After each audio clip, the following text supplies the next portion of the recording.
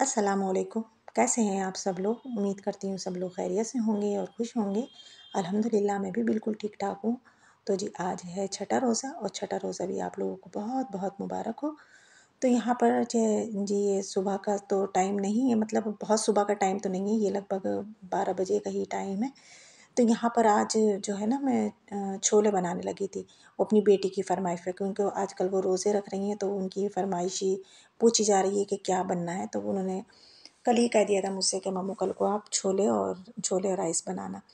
तो यहाँ पर मैंने रात ही छोलों को ना भिगो कर रख दिया था सोडा डालकर। अब यहाँ पर मैं इनको सुबह मैंने कहा और काम करने से पहले मैं इनको कुकर में बॉईल करने के लिए रख देती हूँ। तो पहले तो मैंने उनको वॉश कर लिया। वॉश करने के बाद उसमें पानी डालकर और ये जायफ़ल की जो टुकड़ा होता है ना, एक छोटा-सा जायफ़ल का टुकड़ा वो डाल दिया है। अब यहाँ पर कोई मैंने सोडा वग़ैरह नहीं डाला डाला है, सिर्फ़ ये जायफ़ल का टुकड़ा डाला है थोड़ा-सा, शायद इसको जायफ़ल ही कहते हैं ना, और थोड़ा-सा नमक डालकर मैंने इसको बॉईल करने के लिए विसिल लगा दी है मैंने इसके अंदर, और इसको सिम पर करके मैंने रख दिया। मैंने कहा जब तक मैं अपनी मतलब साफ़ सफाई करूँगी तब तक ये बॉईल हो जाएंगे। तो इससे ना ये होता है कि बहुत अच्छे से बहुत सॉफ्ट से गल जाते हैं।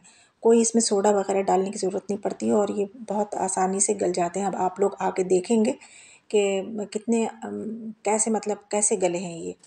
अभी मैं आपको दिखाती हूँ। देखिए मैंने आपके सामने ही कुकर का जो ढक्कन है, लिड है, वो हटाइए, और ये देखिए मैंने इसमें से 3-4 जो हैं वो चने निकाल लिए हैं। आपको मसल कर दिखाऊंगी मैं।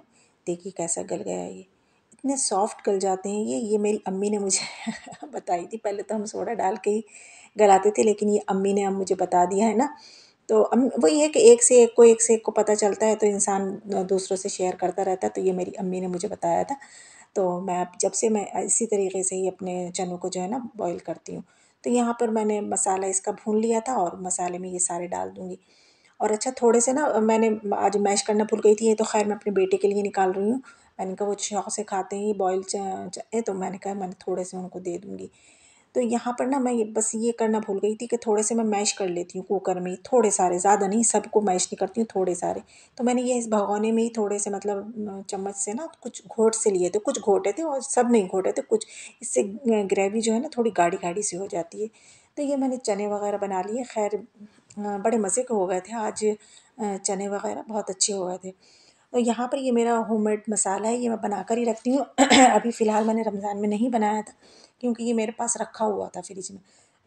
तो मैंने कहा अभी अल्हम्दुलिल्लाह है मेरे पास, तो मुझे कोई ज़रूरत नहीं है बनाने की, और अगर ख़त्म हो गया तो मैं फिर बना लूँगी। तो इसी वजह से मैंने इसकी कोई आपके साथ रेसिपी शेयर वग़ैरह नहीं की थी।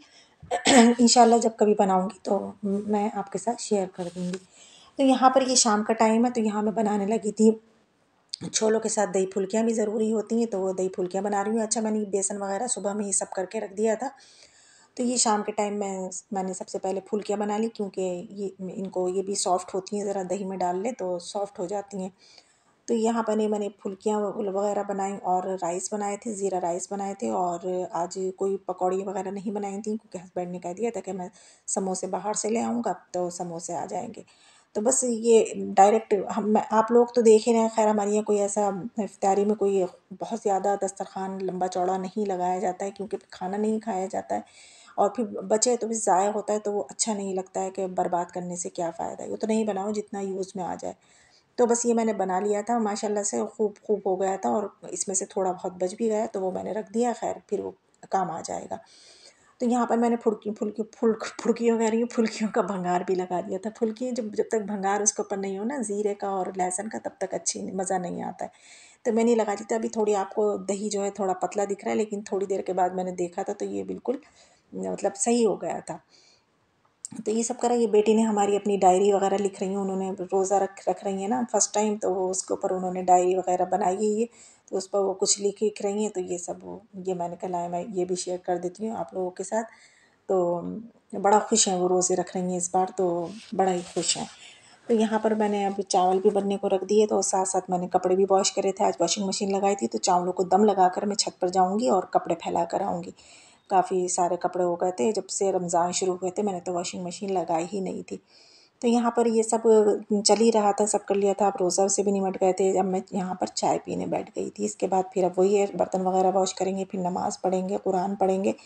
अब यहाँ पर मैं आपसे थोड़ी एक बात करना चाहूँगी और वो क्या बात है वो मैं स्टार्ट करती हूँ आप लोगों के साथ। इरशाद फरमाया अल्लाह ताला ने कि ए मुसलमानों, जिस तरह तुमसे पहले लोगों पर रोज़े रखने फ़र्ज़ थे, तुम पर भी फ़र्ज़ किए गए हैं। अल्लाह ताला के इस हुक्म से मालूम हुआ कि मुसलमान मर्द और औरत पर नमाज फ़र्ज़ है। रमज़ान शरीफ के रोज़े भी फ़र्ज़ हैं। अगर नमाज पढ़ी तो और रोज़े ना रखे तो नमाज निजात के लिए काफ़ी ना होगी, और अगर कोई रोज़े रखे और नमाज ना पढ़े तो रोज़े भी निजात के लिए काफ़ी ना होंगे। माह रमज़ान के रोज़ों का इनकार करने वाला काफिर और बेईमान है, और उनको छोड़ने वाला फासिक और सख्त मुजरिम है और बड़ी सज़ा का मुस्तहिक है।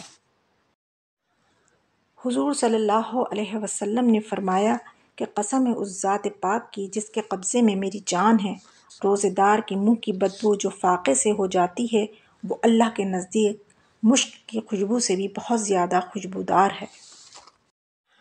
और इरशाद फरमाया है कि रोज़ेदार के लिए दो खुशियाँ हैं, एक दुनिया में रोज़ा खोलने के वक्त और दूसरी आखिरत में जबकि अल्लाह ताला से मुलाकात होगी।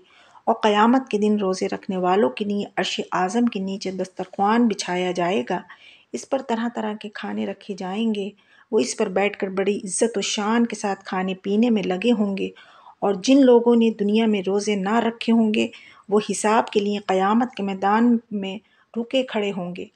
वो लोग रोज़ेदारों की ये इज़्ज़त व शान देखकर कहेंगे कि ये कौन खुश नसीब हैं जो ऐसी मुसीबत के वक्त में खाने पीने में लगे हुए हैं। फरिश्ते जवाब देंगे, ये वो लोग हैं जो दुनिया में रमज़ान शरीफ के रोज़े रखते थे और भूख व प्यास की तकलीफ़ उठाते थे। ये सुनकर वो लोग बहुत पछताएंगे और कहेंगे कि अफ़सोस हमारी गफलत और बदबख्ती कि हम मुसीबत में फंसे हुए हैं और आराम व चैन से महरूम हैं। तो जी बस यही था मेरा छोटा सा व्लॉग। अगर आप लोगों को अच्छा लगा हो तो प्लीज़ लाइक ज़रूर कर देना। आप लोग लाइक करना भूल जाते हैं, कमेंट्स तो कर देते हैं लेकिन लाइक करना भूल जाते हैं, तो प्लीज़ लाइक भी कर दिया करें। तो और मुझे दुआओं में अपनी याद रखा करें, और मैं आपको अपनी दुआओं में हमेशा याद रखती हूँ। चलती हूँ फिर मैं नेक्स्ट व्लॉग में फिर मिलूँगी, तब तक के लिए अल्लाह हाफ़िज़।